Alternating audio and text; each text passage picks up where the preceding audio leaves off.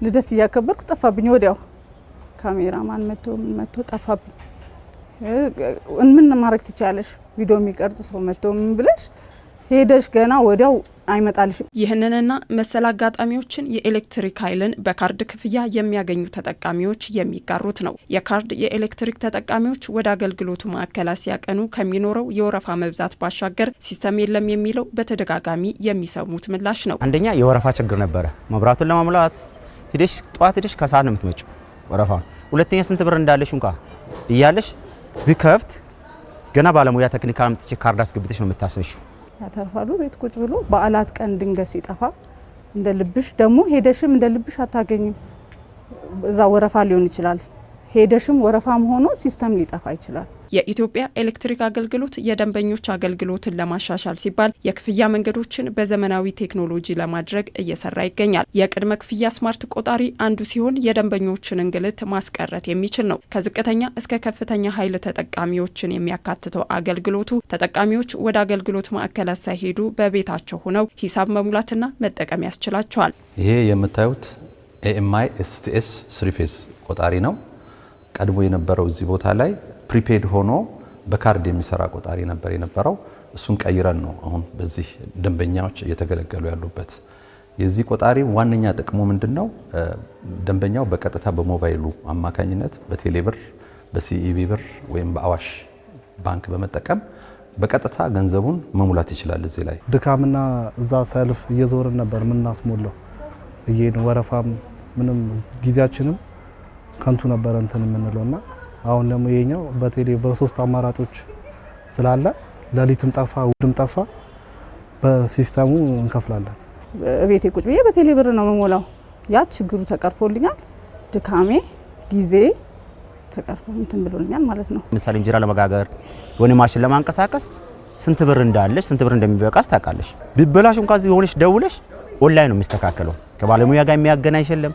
እገሌ መጣ እገሌ ያልመጣ ትራንስፖርት አጣው የምትዩ ጥያቄ የለብሽም። በአገር አቀፍ ደረጃ 500,000 ስማርት የቅድመ ክፍያ ቆጣሪዎችን ለመግጠም አገልግሎቱ አቅዶ ቆጣሪዎችን ወደ ሀገር ውስጥ አስገብቷል። በአዲስ አበባ ከተማ በጋራ መኖሪያ ቤቶች አካባቢ 10,000 የቅድመ ክፍያ ስማርት ቆጣሪዎች ተገጥመዋል። ፕሮጀክቱ 500,000 ቆጣሪዎች ገብተዋል።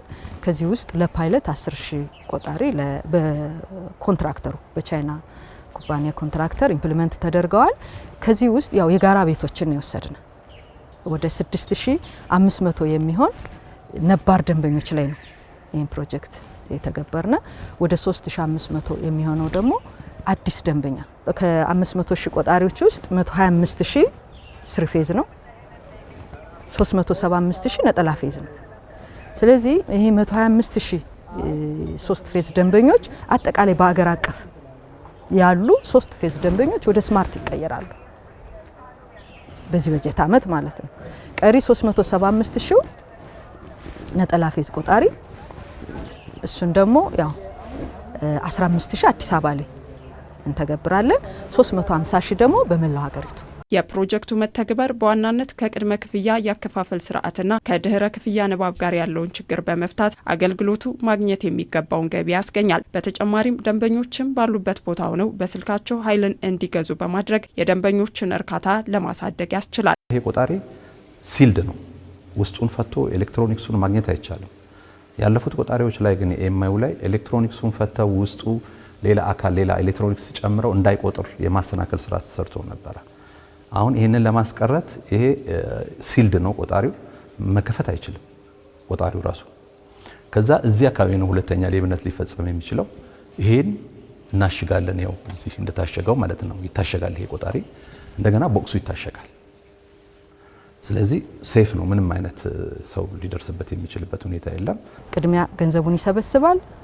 በተለያየ ምክንያት ሳይሰበሰብ የቀረውን ሂሳቡን እንዲሰበሰብ ያደርገዋል። ሶስተኛ ደግሞ አጠቃላይ ሪሶርስ አሁን ከአንባቢ ጀምሮ ለአንባቢ፣ ለቢሊንግ ሰራተኛ፣ ለቢል ሽያጭ የሚያውላቸውን ሰራተኞች እና ተሽከርካሪ የተለያዩ ሪሶርሶችን እንዲቆጥብ ያደርገዋል ማለት ነው። እነዚህን ቆጣሪዎች በመጠቀም ወደ ደንበኛው ደግሞ ስንመጣ ቤት ውስጥ ሆኖ ከማንኛው ከሰው ንክኪ ባልሆነ በኩል ፍጆታው በየቀኑ እያወቀ ክፍያውንም በራሱ የሚከፍልበትን ሁኔታ ጥሩ ምቹ የሆነ አሰራር ተዘርግቶለታል። የቅድመ ክፍያ ስማርት ቆጣሪ አገልግሎቱ ለመስጠት የሚያስበውን በቴክኖሎጂ የታገዘ ስርዓት ጉዞን ከፍ የሚያደርግ ነው።